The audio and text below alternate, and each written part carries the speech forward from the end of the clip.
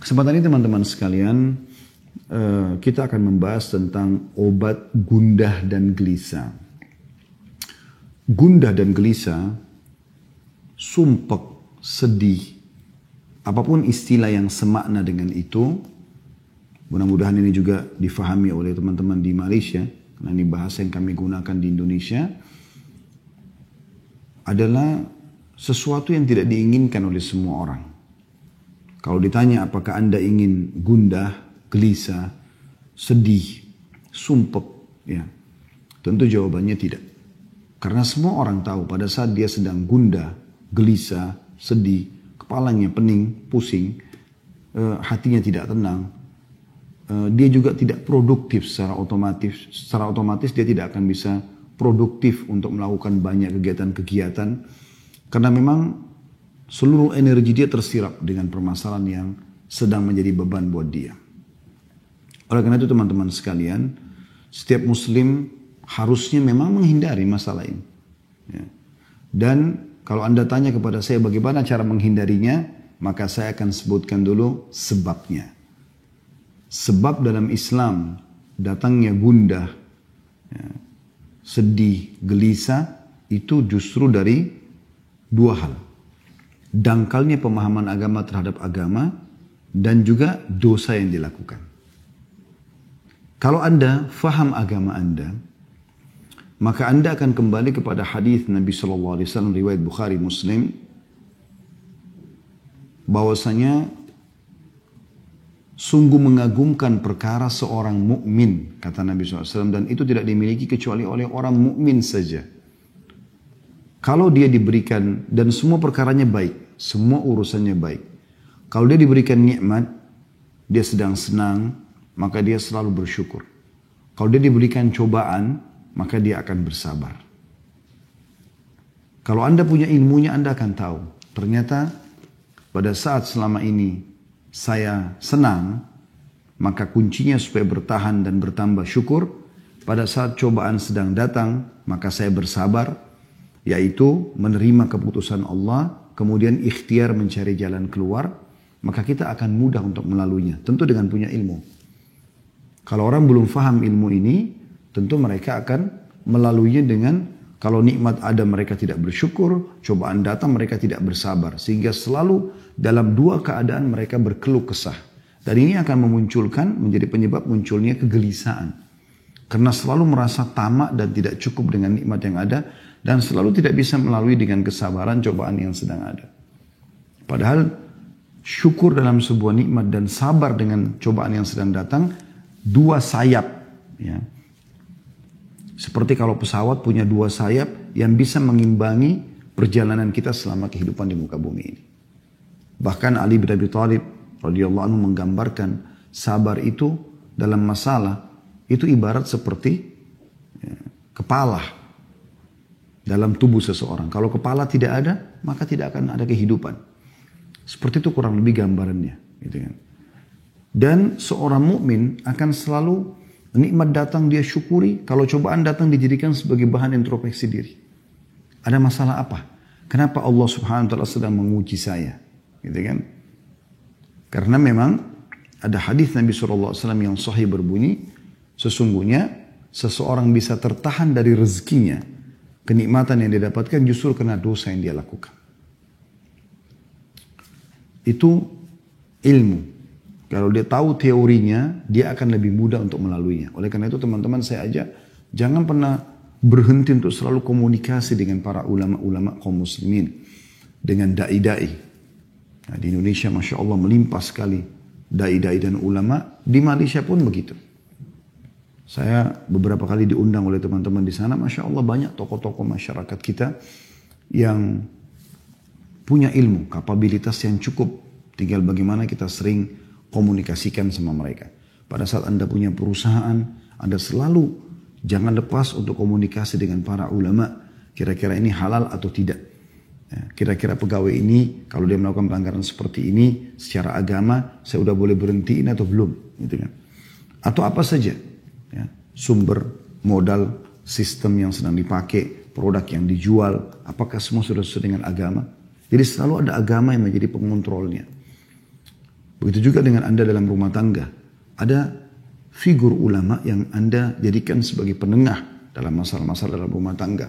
Apakah antara suami istri, apakah antara orang tua sama anak, apakah anak sama orang tua, atau mungkin sama kerabat secara umum. Ini satu sisi.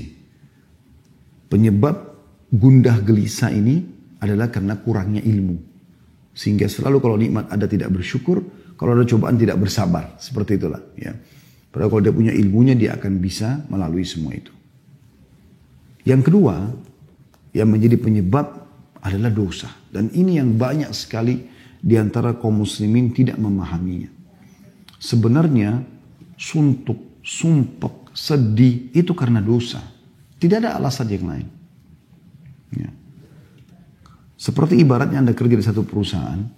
Kalau Anda menjadi seorang pegawai yang prestasi, datang on time, kerjakan pekerjaan yang diminta, ya, kita selalu mengikuti peraturan yang ada. Maka saya yakin Anda akan senang saja, happy aja di perusahaan itu. Begitu juga dengan atasan Anda pun akan mendapatkan semua bonus, gaji yang dijanjikan. Berbeda sekali dengan pegawai yang ugal-ugalan. Dalam bahasa Indonesia ugal-ugalan. Orang yang teledor, lalai. Dia datang kapan dia mau, pekerjaan tidak selesai, sering melanggar peraturan-peraturan. Maka kita akan temukan orang seperti ini akan ada tekanan-tekanan dari perusahaan. Ancaman-ancaman, mengurangi fasilitas dia. Sehingga membuat dia jadi gelisah. Dia sendiri melahirkan kegelisahan itu. Kegundahan itu muncul karena perbuatan dia. Jadi karena ada pelanggaran. Kalau tidak ada pelanggaran tidak akan terjadi hal itu. Oleh karena itu teman-teman jangan pernah dianggap remeh sedikit pun tentang masalah pelanggaran. Kita kembali kepada histori awal ayah kita Adam alaihissalam. Nabi Adam alaihissalam diciptakan oleh Allah subhanahu wa ta'ala lalu diletakkan di surga. Kita sudah tahu semuanya. Taruh di surga bersama istrinya Hawa alaihimussalatu wassalam. Allah subhanahu wa ta'ala menyuruh Nabi Adam dan Hawa boleh menikmati apa saja di surga. Semuanya, istanahnya, buah-buahannya, airnya, semuanya. Allah menguji Nabi Adam AS dengan mengatakan, hanya jangan sentuh satu pohon ini. Ini saja. Karena ini saya melarangnya kata Allah. Udah selesai. Iblis datang mengganggu Adam AS. Lalu membisikkan bisikannya yang menggoda. Mengatakan, wahai Adam, sesungguhnya engkau tidak dilarang memakan buah ini. Kecuali karena kalau kau makan, kau akan jadi kekal. Kau tidak akan melalui proses kematian. Maka Nabi Adam pun tergoda lalu kemudian memakan buah tersebut. Lalu karena kemaksiatan kepada Allah ini, Allah hukum Adam alaihissalam. Coba teman-teman, kita renungi dulu firman Allah subhanahu wa ta'ala. Saya berharap teman-teman buka di aplikasi handphonenya Al-Quran. Surah Toha, surah nomor 20. Ayatnya 121 sampai 127. Saya ulangi, surah Toha, surah nomor 20, ayat 121 sampai 127. Saya akan bacakan. A'udzu billahi minasyaitonir rajim. Wa 'asa Adamu rabbahu fagawa. Thumma ijtabahu rabbuhu fataba 'alaihi wa hada. قال اهبطا منها جميعا بعضكم لبعض عدو فإما يأتينكم مني هدى فمن اتبع هدايا فلا يضل ولا يشقى ومن أعرض عن ذكري فإن له معيشة ضنكا ونحشره يوم القيامة أعمى قال رب لما حشرتني أعمى وقد كنت بصيرا قال كذلك أتتك آياتنا فنسيتها وكذلك اليوم تنسى وَكَذَلِكَ نَجْزِي مَنْ أَصْرَفَ وَلَمْ يُؤْمِنْ بِآيَاتِ رَبِّهِ وَلَعَذَابُ الْآخِرَةِ أَشَدُّ وَأَبْقَى. Terjemahannya, dan Adam pun mendurhakai Rabb-nya. Ini awal kemaksiatan terjadi. Maka ia pun sesat. Allah sudah larang. Allah subhanahu wa ta'ala sebagai pencipta, saudaraku seiman, memberikan kepada Anda banyak sekali nikmat. Dan opsinya, pilihannya banyak sekali. Kayak misalnya makanan. Boleh makan sapi, kambing, ayam, kelinci. Semua hewan yang ada di lautan. Halal. Dan Allah haramkan sebagian. Babi, anjing atau yang bertaring. Jadi yang halal lebih banyak. Begitulah kasus Nabi Adam alaihissalam. Di surga banyak sekali pilihannya. Yang dilarang cuma satu. Tapi ternyata efek daripada pelanggaran pada satu ini membuat Nabi Adam alaihissalam dikeluarkan dari surga itu. Dikeluarkan dari fasilitas yang ada. Perhatikan selanjutnya, kemudian Robnya Adam alaihissalam memilihnya, maka dia menerima taubatnya dan memberi Adam petunjuk. Artinya pada saat itu Nabi Adam alaihissalam menyesal, kemudian beliau bertaubat dan Allah terima taubatnya. Lalu Allah berfirman, turunlah kamu berdua dari surga bersama-sama. Sebagian kamu menjadi musuh sebagian yang lain, Adam dan iblis yang menggodanya. Maka jika datang kepadamu petunjuk dariku, di muka bumi ini akan datang nanti petunjuk-petunjuk wahyu turun dari langit. Barang siapa yang mengikuti petunjukku, kata Allah, ia tidak akan sesat dan tidak akan celaka. Makna tidak sesat dan tidak celaka, tidak sedih, tidak sumpek, ya, tidak gundah. Dia akan bahagia. Dan barang siapa yang berpaling dari peringatanku, tidak mau menikmati apa yang Allah halalkan dan sibuk dengan apa yang Allah haramkan. Padahal yang haram itu sedikit sekali ya. Tadi contoh makanan sudah saya berikan gambaran. Begitu juga dengan contoh minuman. Allah misalnya haramkan khamr. Nggak boleh minum khamr yang memabukkan. Nggak boleh narkotika. Allah ganti dengan susu, madu, sirup. Banyak yang lain. Minuman halal. Allah haramkan zina. Kita butuh syahwat, ada syahwat untuk melampiaskan sama lawan jenis. Tapi Allah buka pintu nikah. Dan ada solusi, bukan tidak ada solusi dalam Islam. Makanya Allah bilang, siapa yang berpaling dari peringatanku, tetap memilih sesuatu yang bermaksiat kepadaku, maka sungguhnya baginya penghidupan yang sempit. Sempit ini tadi, gundah, sedih, sumpek. Siapa yang bermaksiat kepada Allah, ini diancamkan seperti ini. Dan kami akan mengumpulkannya pada hari kiamat dalam keadaan buta. Dibangkitkan nanti di mahsyar hari kiamat, buta. Lalu dia akan berkata, ya Robku, wahai penciptaku, mengapa engkau menghimpun aku dalam keadaan buta? Padahal aku dahulu, maksudnya di dunia, dalam keadaan bisa melihat. Allah berfirman, demikianlah. Telah datang kepadamu ayat-ayat kami. Maka kamu melupakannya. Dan begitu pula pada hari ini pun kamu dilupakan.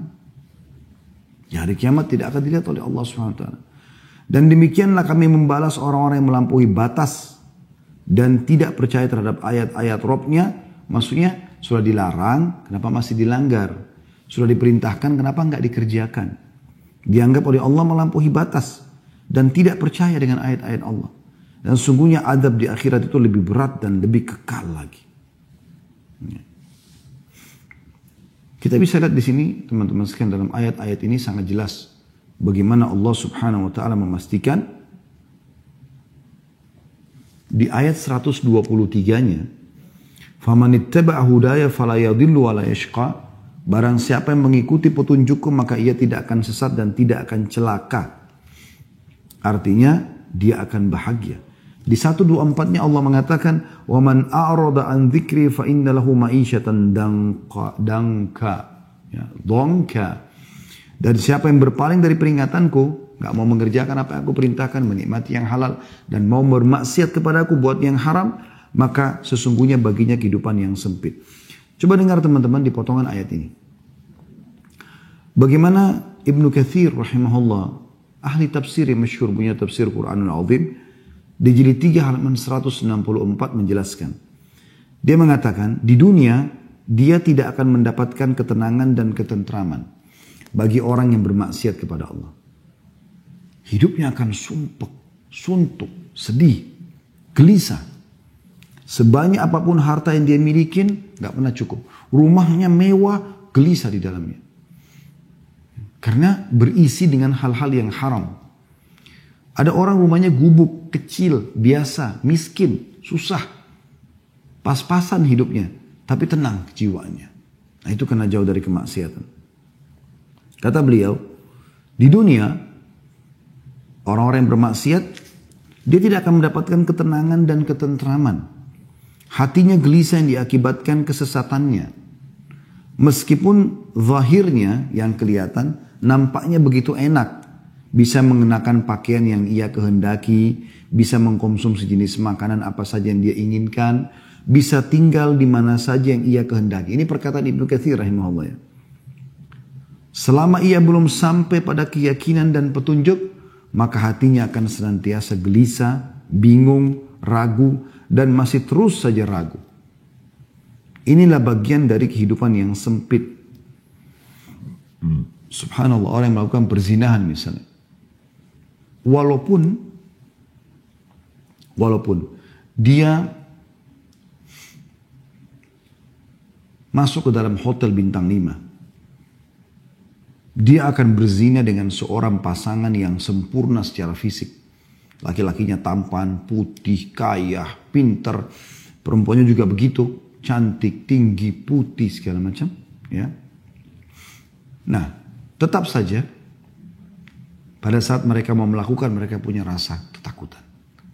Dan pada saat mereka sudah melakukannya pun, tidak ada ketentraman jiwa. Ada sesuatu yang sumpek.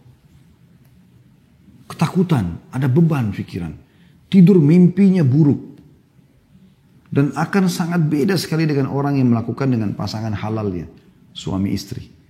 Mereka akan tenang secara kejiwaan. Orang juga semua tahu mereka dalam kamar melakukan biologis. Ke hotel pun mereka tidak pernah ragu karena jelas statusnya. Jelas pasangan halal suami istri. Maka biologis pun setelah biologis itu tenang. Terlihat wajahnya berseri-seri. Berbeda. Halal sama haram beda.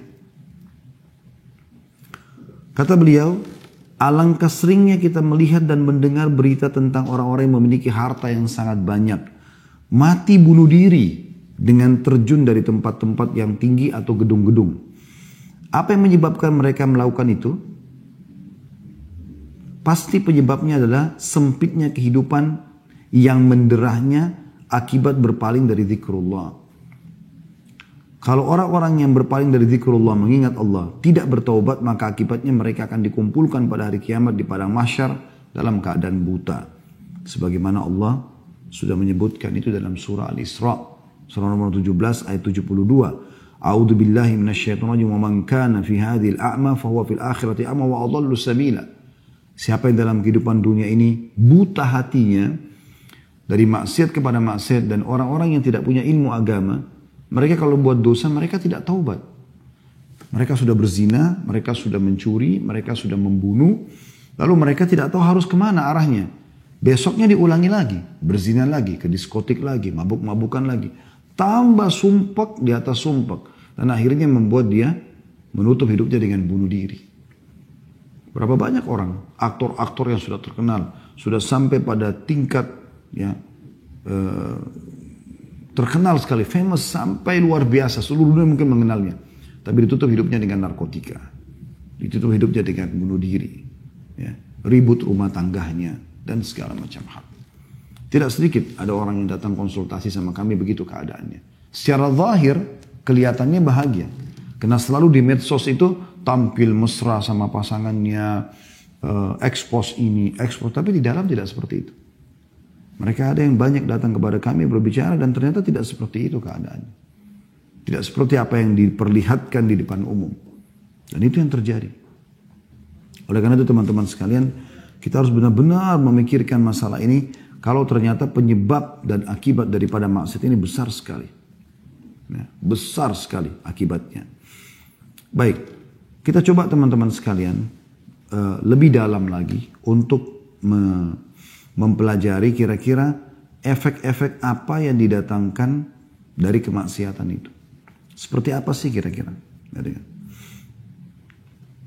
Yang pertama sekali yang bisa datang, ya, yaitu dia akan mendatangkan kemurkaan Allah Subhanahu wa Ta'ala. Dan murka Allah ini berbahaya sekali. Karena kalau sudah Allah pencipta langit dan bumi ini murka, pemilik jasad Anda murka dengan Anda, ini bahaya sekali. Segala macam ancaman bisa datang kepada Anda. Tadi biar kita pakai baju bagus, biar rumah kita bagus, di apartemen mewah, punya mobil mewah, pekerjaan banyak, titel dan jabatan menumpuk. Tetap sumpah. Tetap sedih. Karena sebenarnya dia sedang melakukan sesuatu yang merusak hubungan dia dengan Sang Pencipta langit dan bumi. Karena kita kalau sedang punya nikmat teman-teman sekalian, lagi makan enak, lagi berpakaian, lagi segala macam enak, yang ciptakan kita Allah, yang ciptakan nikmat itu Allah, yang bisa mempertahankannya hanya Allah. Kalau kita sedang sedih dan punya masalah, maka yang ciptakan kita Allah, yang ciptakan masalah itu Allah, yang bisa menghilangkannya juga hanya Allah. Itu yang sering Anda dengar mungkin, Qul inna salati wa nusuki wa mahyaya wa mamati lillahi rabbil alamin. Katakan hai Muhammad dan ajarkan kepada umatmu. Salatku, ya, Qul inna salati wa nusuki, sembelihanku, ibadahku, wa mahyaya, kehidupanku, wa mamati, dan hidup matiku lillahi rabbil alamin, itu Tuhan alam semesta. Itu konsep dasarnya seorang muslim. Anda kalau punya masalah teman-teman sama siapapun, yang paling pertama Anda jadikan bahan muhasabah adalah bagaimana Anda bermuhasabah, introspeksi diri, hubungan Anda dengan Allah Subhanahu wa taala. Enggak usah repot teman-teman, sibuk mengkanter, ini orang fitnah saya, ini orang gibah saya, enggak ada gunanya. Usaha saya bangkrut karena sebab ini, sebab itu hanya sebab-sebab agar ada cerita di tengah manusia. Sebenarnya inti permasalahan yang Anda belum paham. Anda sedang membuka pintu kemurkaan Allah yang di langit. Sehingga Allah mendatangkan sebab permasalahan itu muncul semuanya. Perhatikan hadisnya riwayat Imam Ahmad. Kata baginda Nabi SAW, Allah berfirman dalam hadis Qudsi, Aku Allah, tidak ada Tuhan selain aku. Jika aku ditaati, aku ridho. Dan jika aku ridho, maka aku akan memberi berkah. Dan keberkahanku tidak ada akhirnya. Jadi kalau aku sudah ridho, kata Allah SWT, aku akan berikan apa saja. Termasuk kebahagiaan, ketentraman, kecukupan, segala macam. Tapi jika manusia maksiat kepadaku, berbuat dosa kepadaku, melanggar, aku murkah. Dan jika aku murkah, aku akan melaknatnya. Dan laknatku akan sampai pada 7 turunannya. Artinya akan turun kepada orang-orang ini. Bahaya sekali. Ya. Dan ini poin yang harus digarisbawahi teman-teman. Cukup kemurkaan Allah Subhanahu wa taala ini datang kepada kita, ini bahaya sekali. Maksiat kepada Allah juga ini bisa menghalangi Anda dari ilmu. Ide-ide yang bagus, yang brilian gitu. Dinukil dalam sebuah kisah Imam Syafi'i rahimahullah berkata, beliau sering kalau dikasih hafalan oleh gurunya Imam Waqi, hafal lupa, hafal lupa. Maka dia bilang dalam syairnya yang masyhur, syaqautu ila Waqi'i su'a hifdhi. Aku keluhkan kepada Imam Waqi tentang buruknya hafalanku. Fa akhbarani bi anna fa arsyadani ila tarki ma'asi. Maka dia memerintahkanku untuk meninggalkan dosa-dosa. Wa akhbarani bi anna ilma nurun, dan dia menyampaikan kepadaku bahwasanya ilmu itu adalah cahaya. Ya. Wa nurullahi la yu'ta li 'asi, dan cahaya Allah tidak akan diberikan kepada orang yang bermaksiat. Oleh karena itu teman-teman sekalian, maksiat Anda lakukan ini akan menghalangi Anda dari ilmu agama, memahami ilmu agama, dan ini adalah panduan hidup Anda. Ilmu agama ini seperti bodyguard. Karena Anda mau makan, mau minum, mau bergaul, mau bekerja, ilmu agama akan datang seperti bodyguard. Ini boleh, ini nggak boleh. Ini nggak bisa Anda fahamin karena buat maksiat. Hilang panduan hidup itu. Begitu juga Anda tidak punya ide-ide lagi untuk bisa ya, mengembangkan usaha apa. Susah. Karena kemaksiatan yang sedang terjadi. Sebaliknya orang-orang yang taat, orang yang beriman itu akan lebih mudah bagi dia. Yang ketiga, akan terhalangi dari rezeki yang Allah berikan. Disebutkan dalam sebuah hadis riwayat Ahmad, kata baginda Nabi SAW, sesungguhnya seseorang akan diharamkan dari rezekinya sebab perbuatan dosa yang ia lakukan. Jadi ada rezeki-rezeki yang harusnya sampai kepada Anda, tapi kan Anda bermaksiat maka tidak dapat. Ya. Ini satu kerugian yang luar biasa. Kemudian yang keempat teman-teman sekalian, tadi itu yang ketiga ya. Pelaku-pelaku maksiat ini akan dijauhi oleh manusia. Misalnya orang khianat, pendusta, ya, orang yang suka fitnah, adu domba. Ini semua teman-teman akan dijauh oleh manusia. Nggak ada orang yang suka sama dia. Dan ini masalah lain dalam hidupnya dia. Dan ini juga akan membuat orang sumpek, sedih. Karena memang tidak ada orang yang mau berteman sama dia. Yang kelima, nampak di ronah wajahnya itu tanda-tanda perbuatannya. Dikatakan oleh Ibnu Abbas radhiyallahu anhuma, sesungguhnya perbuatan maksiat itu meninggalkan bekas hitam di wajah, noda hitam dalam hati, ya, lemah pada fisik, sempit dalam rezeki, dan kebencian dalam hati manusia. Ini kata sahabat Nabi Ibnu Abbas radhiyallahu anhu. Jadi ini semua rangkumannya sumpek, sedih, ya. Saya ulangi kata beliau, sesungguhnya perbuatan maksiat meninggalkan bekas hitam di wajah. Entah seperti apa. Tapi orang kalau lihat kayak nggak ada cahaya wajah itu. Ada mungkin orang miskin, hidupnya susah, tapi karena selalu taat kepada Allah, wajahnya bercahaya. Kalau Allah bisa memberikan kepada kita digabungkan, alhamdulillah, kita sudah kaya, mampu, pintar, maka Allah berikan gabungan antara pencahayaan di wajah dan juga rezeki yang melimpah. Noda hitam dalam hati, hatinya kelam, sumpek. Karena kalau hati terang, dia akan senang, bahagia. Kemudian lemah pada fisik. Mudah sakit, kena penyakit-penyakit kronis. Kita temukan Masya Allah, orang-orang yang saleh dan saleha jauh dari semua ini. Bahkan kita temukan hidupnya husnul khatimah. Meninggal masih dalam keadaan sehat, umur 70 tahun, 80 tahun. Dalam keadaan sujud, baca Quran, lagi sholat Jumat, meninggal dunia. Beda dengan ahli maksiat ini, meninggal dalam keadaan tabrakan, narkotika, ya, di penjara dan segala macam hal. Kemudian sempit dalam rezeki.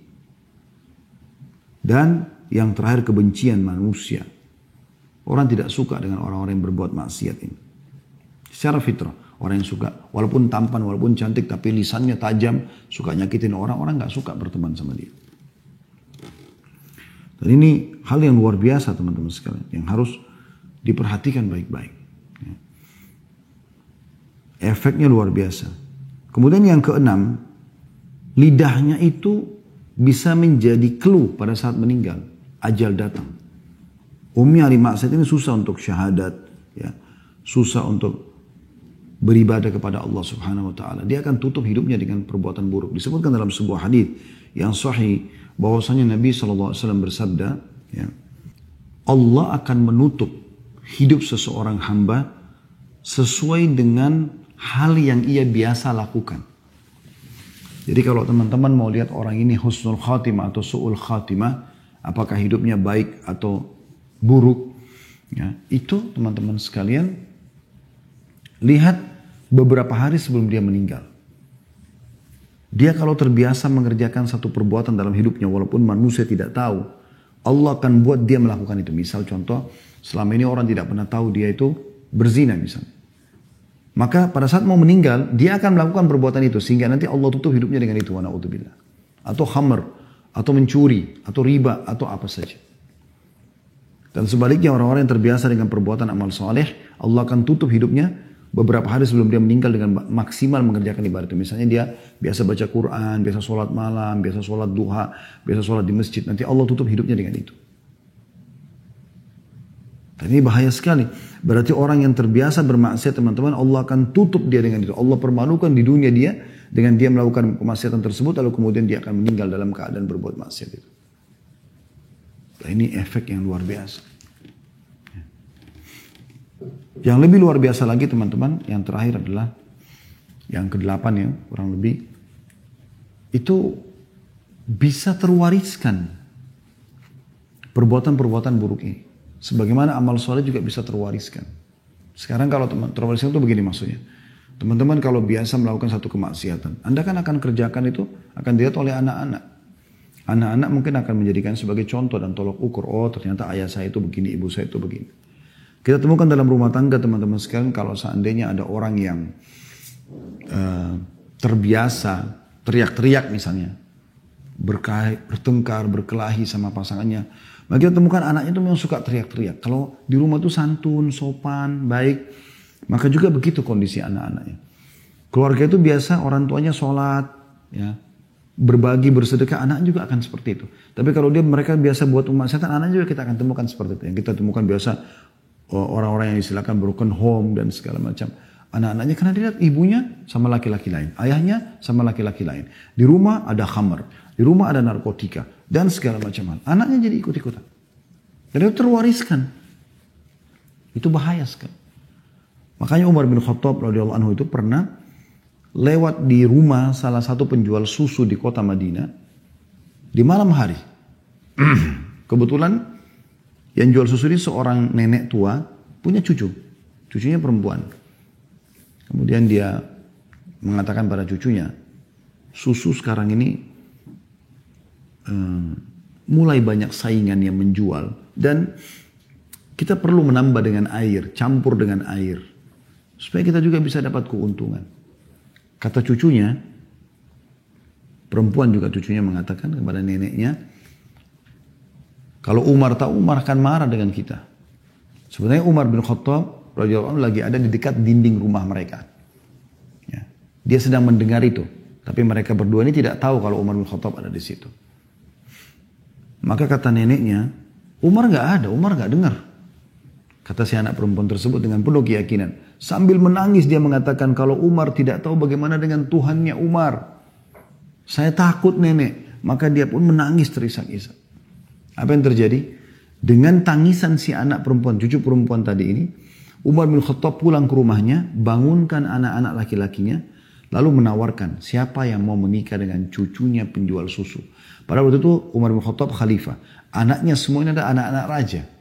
Disuruh nikah dengan cucu penjual susu. Kenapa? Karena Umar bin Khattab tahu bahwasanya si cucu tadi ini tidak mungkin mengingatkan neneknya sambil menangis kecuali karena keimanannya. Umar bin Khattab membeli keimanan itu karena tahu nanti juga akan terwariskan itu.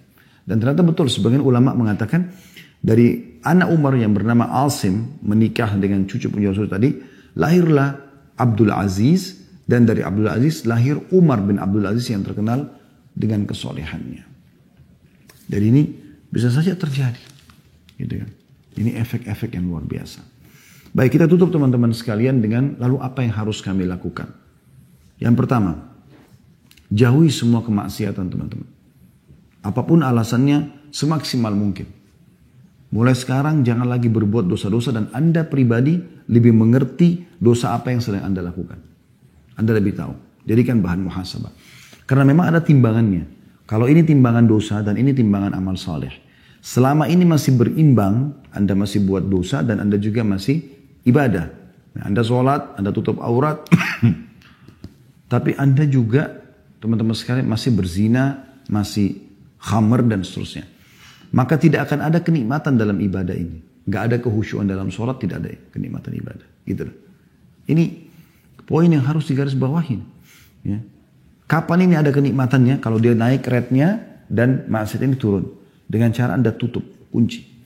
Nanti Anda akan rasakan kalau Anda tutup pintu dosa. Anda lebih tahu dosa masing-masing. Anda coba muhasabah. Apa yang Anda lakukan pelanggaran dalam keseharian. Coba tutup. Seminggu, sebulan, berhentikan. Caranya baca ancaman Allah di dosa itu. Ketik di Google ancaman zina, ancaman riba, ancaman ini. Supaya Anda tinggalkan. Nanti ini kalau terkunci, Anda lakukan ibadah yang biasa saja. Sholat 5 waktu, sholat duha, zikir pagi petang, baca beberapa ayat Al-Quran, silaturahim keluarga yang sudah biasa. Ini akan naik nanti, naik. Nanti Anda akan rasakan kehusyuan yang luar biasa. Yang Anda tidak rasakan sebelumnya. Kan begitu. Jadi tinggalkan semua maksiat. Karena maksiat itu untuk dipelajari dan ditinggalkan. Kalau Anda pernah lakukan dulu, bertaubat kepada Allah. Taubat itu adalah tiket VIP untuk menuju kepada surga Allah SWT. Dan juga mengembalikan semua fasilitas di dunia. Karena dengan taubat, berarti dimaafkan kesalahan kita, rezeki akan datang kepada kita di dunia. Dan di akhirat kita akan selamat masuk surga insya Allah. Yang kedua teman-teman sekalian. Jadikan sebagai bahan introspeksi diri. Selain jauhkan maksiat. Kalaupun sampai sudah terjadi sumpek dan sedih itu, jadikan bahan muhasabah. Kalau Anda punya kesalahan, taubat kepada Allah. Kalau Anda tidak salah dan ternyata ada gunjingan, ada fitnah yang datang, maka itu murni cobaan dari Allah. Anda bersabar. Aisyah radhiyallahu anha ummul mukminin difitnah berzina sama Safwan, padahal beliau tidak kerjakan. Tapi itu hanya akan menambah kemuliaan bagi dia. Karena kadang-kadang untuk pindah ke satu level, Allah datangkan ujian kepada Anda. Kata sebagian ulama, ada sebagian hamba Allah, ini perumpamaan, yang dia akan disampaikan oleh Allah di derajat yang sangat tinggi di surga. Yang dia tidak bisa jangkau kecuali dengan 100 tahun sholat malam, 100 tahun sholat duha, 100 tahun sedekah, 100 tahun bakti sama orang tua. Tapi umur dia hanya 60 tahun. Umur dia hanya 60 tahun. Maka Allah datangkan ujian buat dia. Dia difitnah, bangkrut usaha, kena penyakit 10 tahun.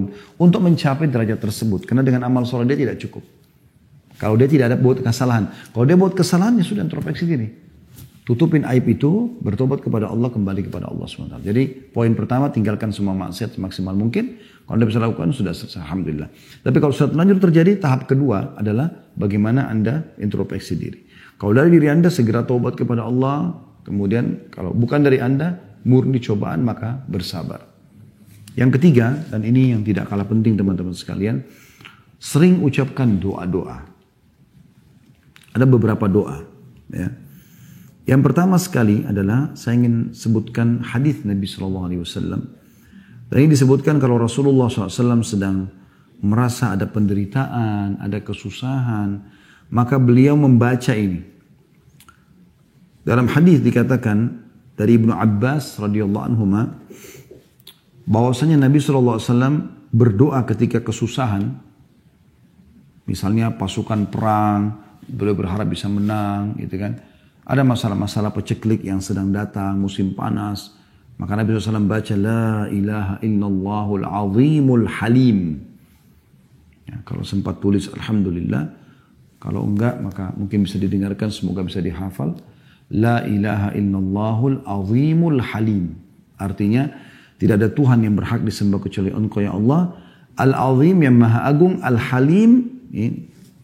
Ini adalah yang maha bijaksana. Lembut. La ilaha illallah rabbul arshil azim. Ini potongan keduanya. Tidak ada Tuhan yang berhak disembah kecuali Allah, pemilik singgasana yang agung. Potongan ketiga, la ilaha illallah rabbus samawati wa rabbul ardi wa rabbul arshil karim. La ilaha illallah, tidak ada Tuhan yang berhak disembah kecuali Allah, rabbus samawati wal ard. Tuhan pemilik langit dan pemilik bumi. Wa rabbul arshil karim. Pemilik singgasana yang agung. Jadi saya ulangi, la ilaha illallahul halimul, la ilaha illallahul azimul halim. Azim agung, halim itu sabar, penyayang dan seterusnya bisa bermakna itu. Kemudian la ilaha illallah rabbul arshil azim. Tidak ada Tuhan yang berhak disembah kecuali Allah, pemilik singgasana yang agung. La ilaha illallah, tidak ada Tuhan yang berhak disembah kecuali Allah. Rabbus samawati wa rabbul ard. Tuhannya langit dan Tuhannya bumi. Wa rabbul arshil karim, dan pemilik singgasana yang mulia. Ini diriwayatkan oleh Bukhari Muslim. Jadi Nabi SAW sering ucapkan itu kalau beliau merasa ada sesuatu yang mengganjal.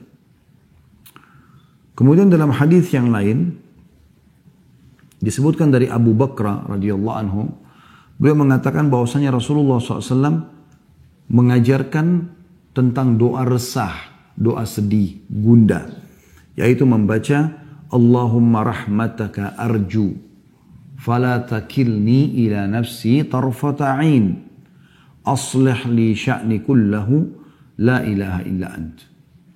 Artinya, Allahumma rahmataka arju, ya Allah rahmatmu lah yang aku harapkan. Fala takilni ila nafsi tarfata ain, maka jangan pernah engkau sandarkan keputusanku pada diriku sekejap mata. Jadi biarkan engkau yang memutuskan semua ya Allah. Aslih li sya'ni kullah, perbaikan semua urusanku. La ilaha illa ant, tidak ada Tuhan yang berhak disembah kecuali engkau. Hadis ini sahih, diriwayatkan oleh Abu Daud dan dihasankan oleh Syekh Albani.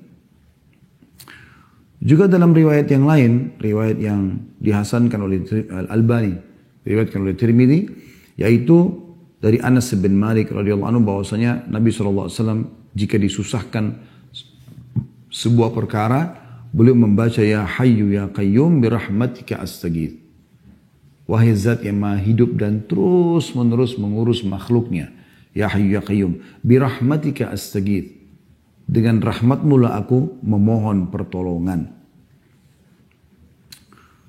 Kemudian dalam hadis yang lain, ini beberapa jenis doanya ya. Ini kurang lebih doa yang keempat. Dalam hadis riwayat Abu Daud dan dihasankan oleh Syekh Albani dari Asma binti Umais radhiyallahu anha, beliau berkata bahwasanya Rasulullah SAW bersabda kepada dia, maukah aku ajarkan kepadamu beberapa bacaan yang kalau kau baca ketika kamu susah, maka dia mengatakan iya. Maka kata Nabi SAW, bacalah Allahu Rabbi la usyriku bihi syai'a. Allahu Rabbi, Allah adalah Tuhanku. Dua kali Allah yang disebutkan. La usyriku bihi syai'an, aku tidak menyekutukan sesuatu dengannya.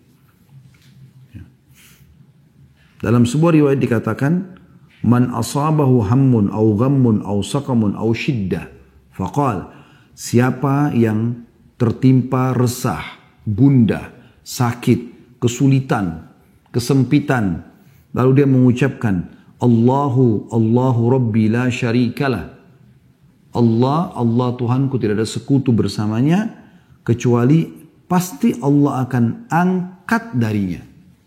Hadis ini riwayat Tabarani dan disahihkan oleh Syekh Albani. Ya, jadi kita baca ringkas kan, Allah Rabbi la syarikalah. Udah kita ulangi zikir itu. Maka ini akan menjadi penyebab diangkatnya permasalahan kita.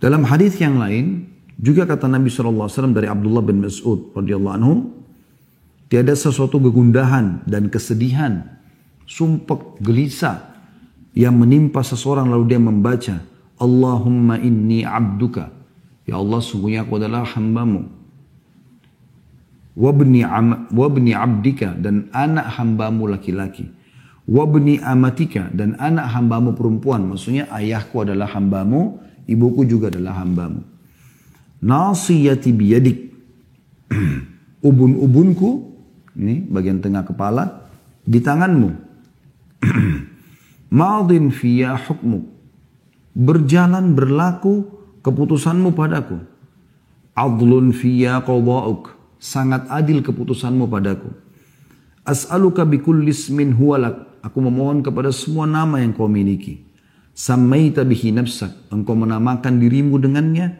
au 'allamtahu ahadan min khalqik, atau engkau mengajarkan kepada salah satu hambamu, au anzaltahu fi kitabik, atau engkau turunkan pada kitabmu, au sta'tharta bihi fi ilmil ghaibi 'indak, atau engkau menyimpannya di sisimu, di ilmu ghaib milikmu, antaj'al Qur'an rabi'a qalbi, agar engkau menjadikan Al-Qur'an sebagai penghibur hatiku, wa nura sadri, cahaya dadaku, wajila'a huzni wa dhahaba hammi, dan penghibur kesedihanku juga penghibur kegelisahanku. Kata Nabi SAW, siapa yang membaca ini, maka Allah akan mengganti kesedihannya menjadi kesenangan. Allah akan ganti kesedihannya menjadi kesenangan. Jadi ini wasiat Nabi SAW. Memang sedikit panjang, tapi ini kalau anda hafal insya Allah dan anda amalkan, dijamin ya, oleh Nabi SAW akan mendapatkan jalan keluar. Begitu juga teman-teman sekalian dengan doa Zannun. Disebutkan dalam Zannun ini Nabi Yunus ya. Pada saat beliau di dalam perutnya ikan, ya, beliau mengucapkan la ilaha illa anta subhanaka inni kuntu minadh dhalimin. Tidak ada Tuhan yang berhak disembah kecuali Engkau, maha suci Engkau ya Allah, aku termasuk orang-orang zalim.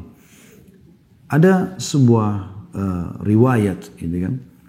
Disebutkan oleh Sa'ad radhiyallahu anhu, beliau mengatakan, kami pernah duduk-duduk bersama Nabi Muhammad sallallahu alaihi wasallam, lalu beliau bersabda, maukah aku beritahukan kepada kalian sesuatu jika salah satu dari kalian didatangi kesusahan, musibah dari musibah-musibah dunia, ia berdoa dengannya niscaya akan dilepaskan darinya, akan selesai permasalahannya. Lalu beliau dijawab, tentu kami mau wahai Rasulullah. Kata Nabi SAW, doa Zannun yang ditelan oleh ikan, yaitu la ilaha illa anta subhanaka inni kuntu minadh dhalimin. Jadi ini beberapa jenis doa yang kita boleh baca, anjuran untuk baca. Ya, dan kalau misalnya Anda belum menghafalnya, Anda bisa tentunya kembali kepada doa dalam bahasa Indonesia, dalam bahasa Melayu, Anda bisa sampaikan. Yang penting adab doanya, Anda menghadap kiblat, Anda lebih baik berudu, ya. Kalau mau lebih bagus lagi, Anda sholat sunnah, taubat 2 rakaat. Selesai salam, Anda mengangkat tangan ke langit. Jangan lupa puji Allah dulu minimal, alhamdulillah. Kemudian baca salawat kepada Nabi SAW. Wassalatu wassalamu ala rasulillah. Lalu bahasa Melayu atau bahasa Indonesia. Ya Allah, sungguhnya hambamu ini telah tertimpa penyakit yang sudah sekian tahun menderita. Ya. Angkatlah penyakit ini ya Allah. Hanya Engkau lah yang bisa memberikan kesembuhan. Ya Allah, hambamu ini sudah lama menikah, belum memiliki keturunan. Maka mudahkanlah keturunan untukku ya Allah. Sebagaimana Engkau karuniakan keturunan kepada Nabi Zakaria. Ya. Karena Nabi Zakaria menikah kurang lebih 70 tahun baru dapat anak. Ya. Kemudian bisa juga misalnya ada masalah lain ya Allah. Sungguhnya hamba sudah terlilit utang yang sangat banyak. Ya, dan ini kesalahan hamba mohon ampun kepadamu ya Allah. Mudahkan hambamu untuk selalu ya, bisa punya peluang untuk menyelesaikan utang tersebut sebelum meninggal dunia. Dan semua keluh kesah kita bahasakan dengan penuh keyakinan teman-teman. Karena kata Nabi SAW, berdoalah kalian kepada Tuhan kalian dalam kondisi yakin akan diterima. Karena Allah tidak akan terima doa dari hati yang lalai. Dari hati yang lalai. Ya. Ini kurang lebih gambarannya. Kalau kita simpulkan sebenarnya jauhi kemaksiatan teman-teman sekalian. Karena dia sumber kesedihan, sumpah, sedih dan segala macam.